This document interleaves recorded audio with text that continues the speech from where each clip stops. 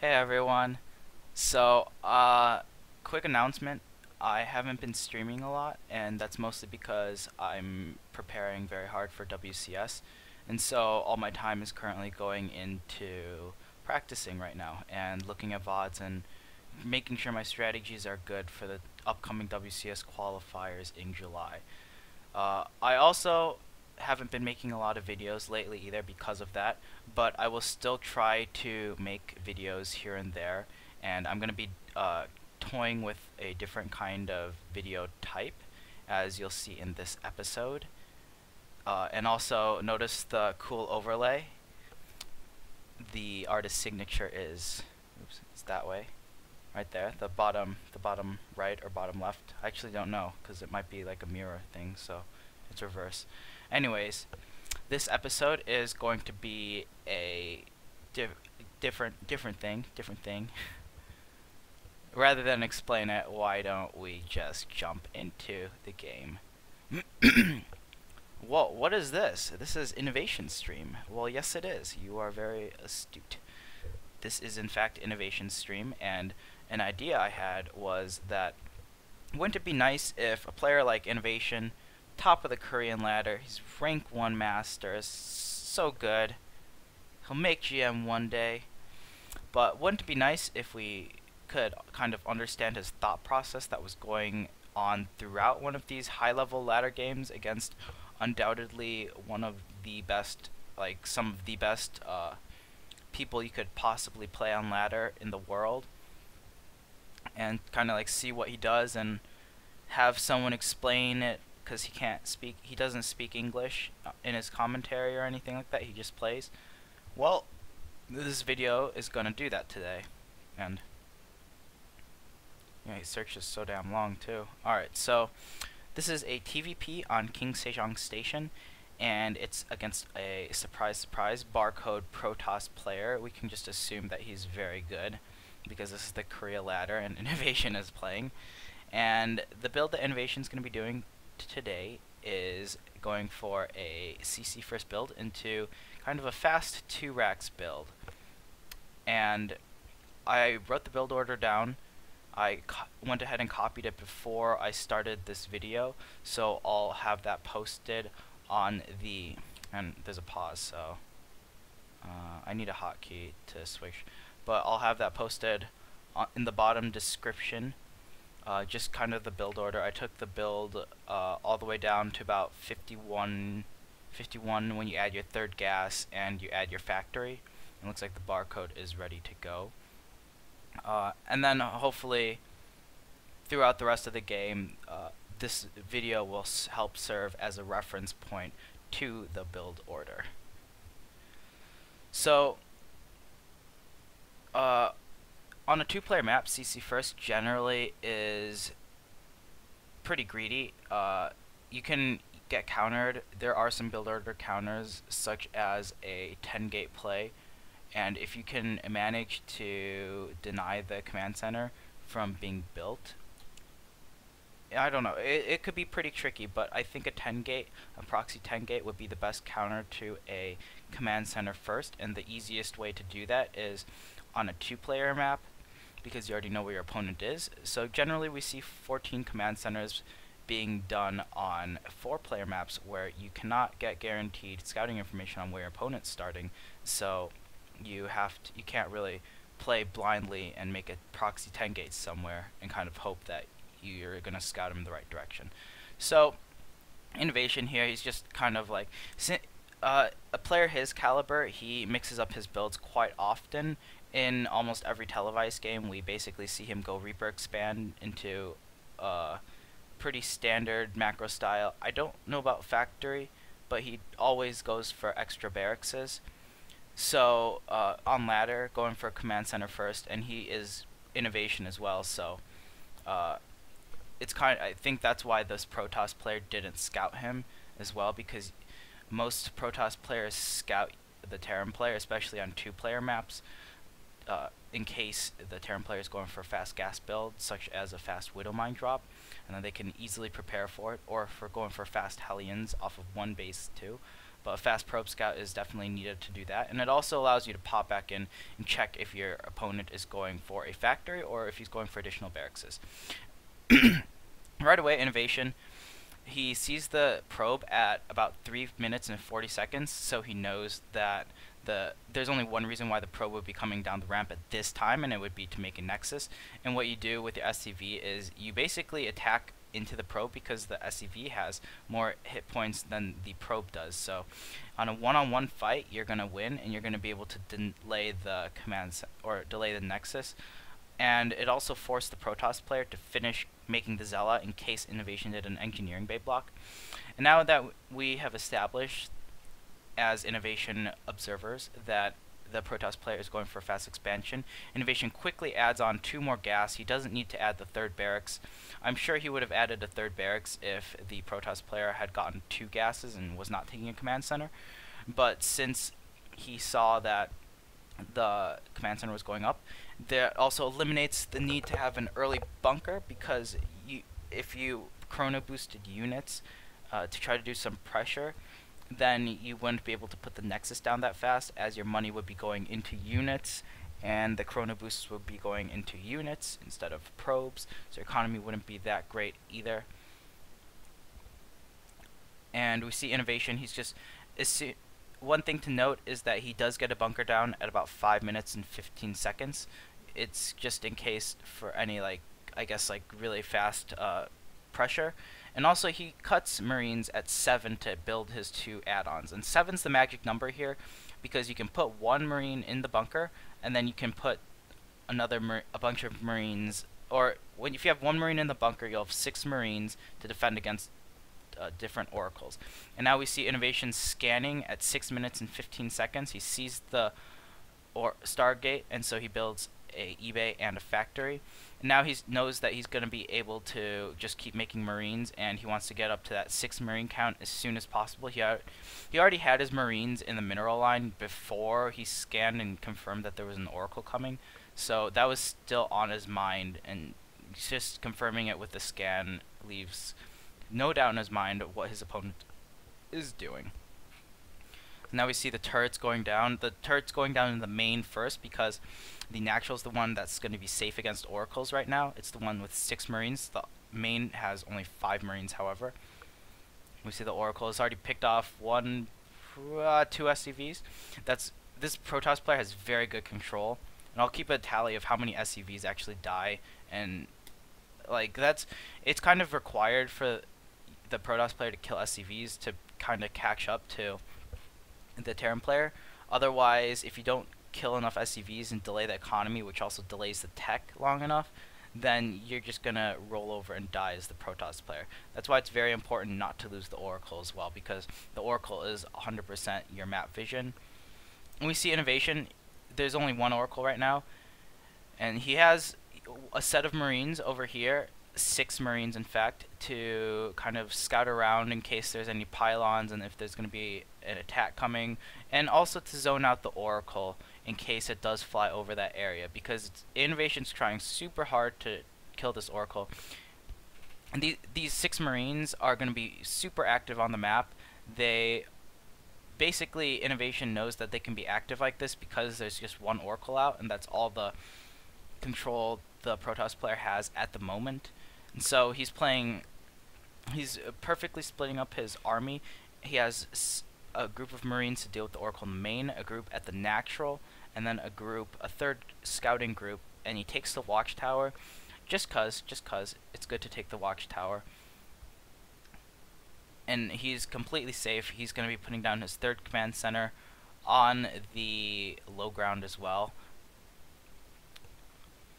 Everything is very, very textbook, and the reason why Innovation doesn't really necessarily need to scan for much at the moment, is because his base build, he's still going to be doing this build regardless of if the Protoss player is going for Templar base play or if he's going for Colossi base play. So up to the first 4 medevacs, your playstyle is pretty much never going to change.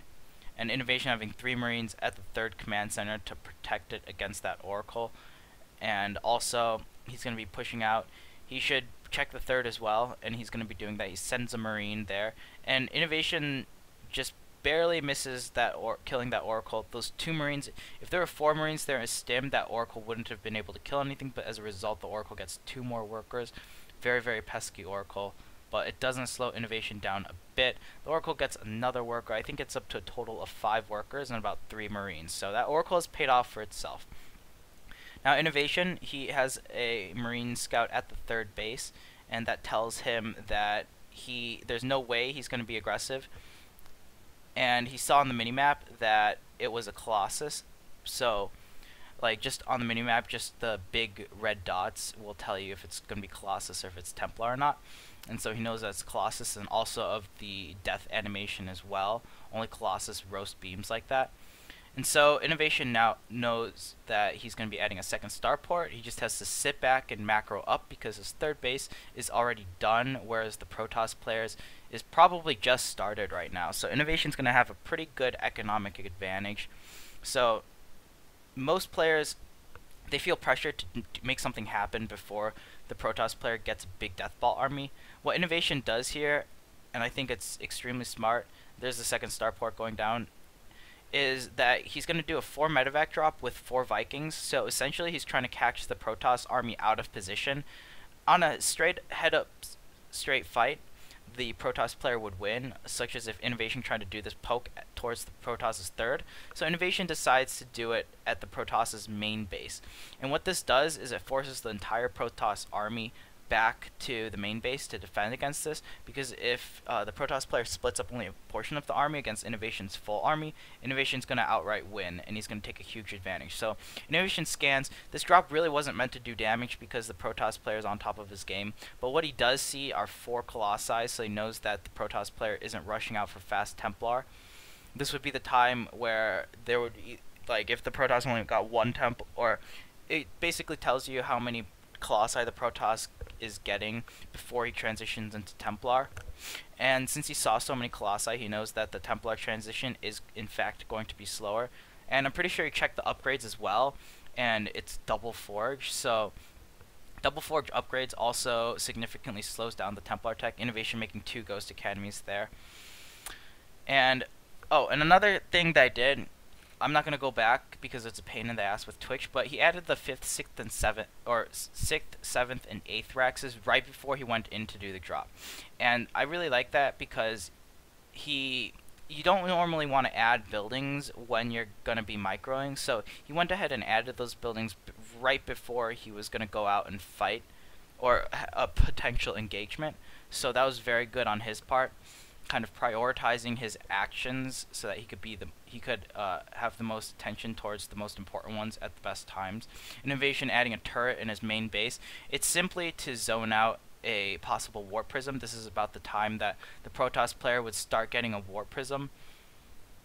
Right now, Innovation, it's about 15 minutes, and he's going to be wanting to push out. He has 4 medevacs, and he has about 8 or 10 Vikings, I believe.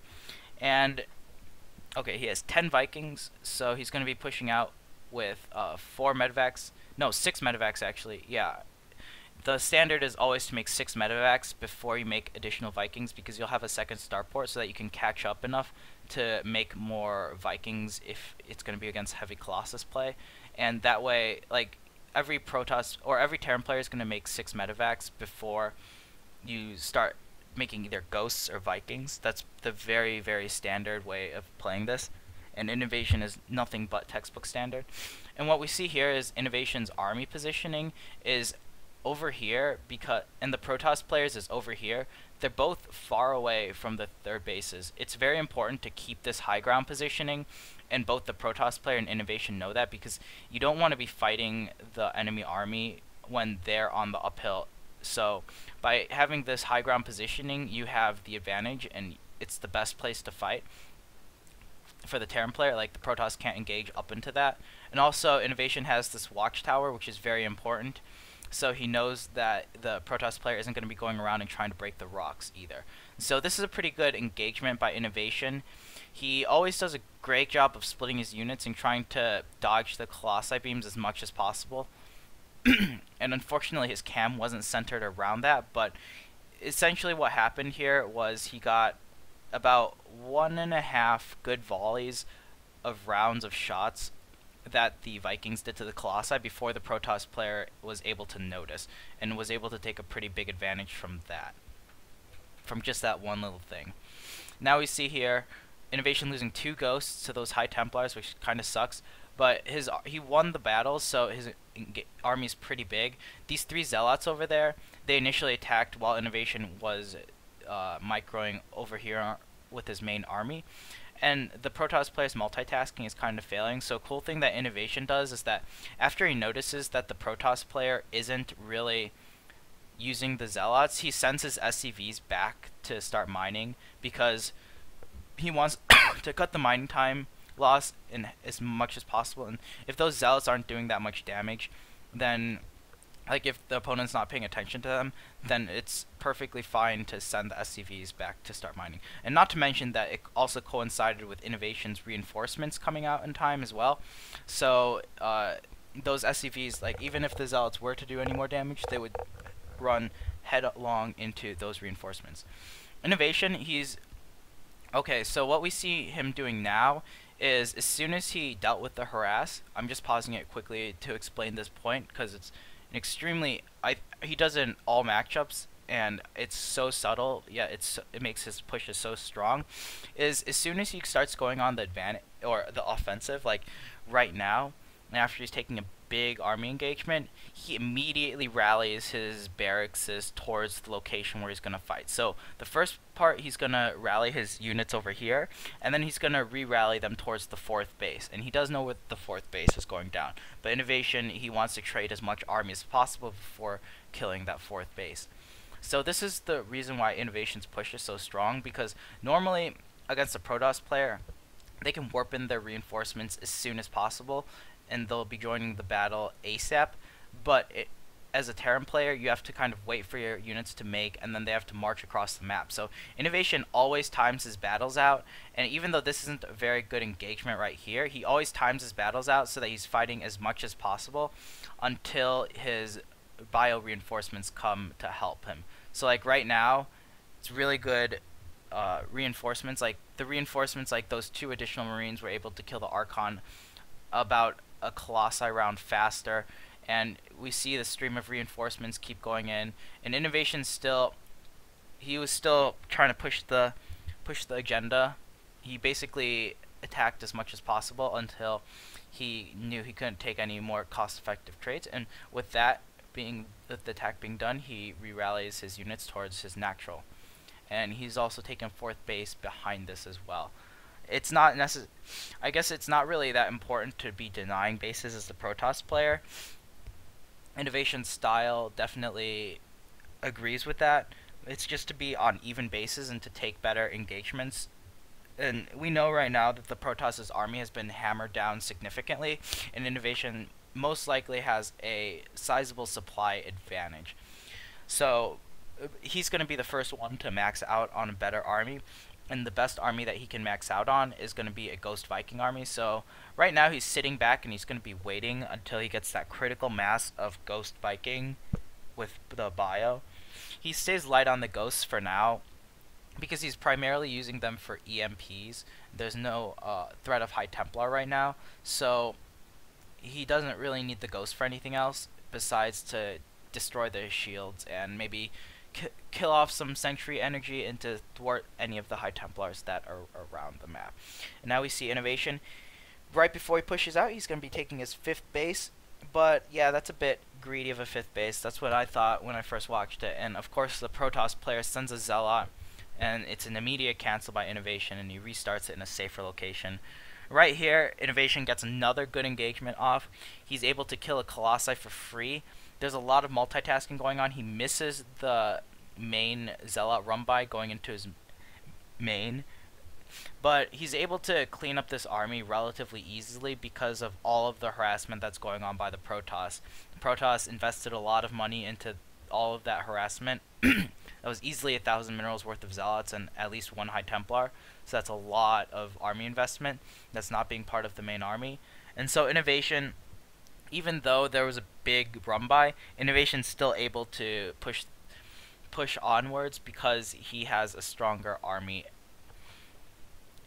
and it's mostly all because of all of the trades he did to keep whittling down the Protoss army, and he never really killed the Protoss army off. What he did in GG is called Innovation is Victorious, but what Innovation ends up doing is he all of these trades that he does and engagements, he doesn't necessarily outright win. He just trades away all of the gas units so that the Protoss player is forced to replenish gas units that he may not want, and by replacing those units that he had beforehand that died, he no longer has the opportunity to advance his tech, such as get more Templar out like the Protoss normally have, because he lost all of his Colossi, he lost all of his Sentries, and so he was kind of starved for gas. He couldn't really afford both the Colossi and the or both the Colossi, the Templar, the Archons, and the High Colossi, the Stalkers, the Archons, and the High Templar all at the same time. So, yeah, that pretty much brings the end to this video. And if you want to, I'm not going to go back and rewind it. You have the option to do that. I'm trying to keep the video as short as possible, and I don't want to become too redundant. It's something I've been working on, constructive criticism. But yeah, if you do watch the video over again, and I'll have the link to the actual first-person view of Innovation down below, so you can also take a look at that game too if you don't want to watch this video and hear the audio over again. But if you do choose to rewatch it, pay careful attention to when Innovation rallies his barracks. Like, it happens right before the fight, and it happens in a split second, so that whenever he takes the fight, he always has a reinforcement round to fall back on, and that's what makes his pushes so powerful. So yeah, thanks for watching, and let me know what you think of this new type of video, and if you like it better, or if you like it worse, or if you like it the same, just let me know in the comments below. And see you all guys in the next video soon. Cheers.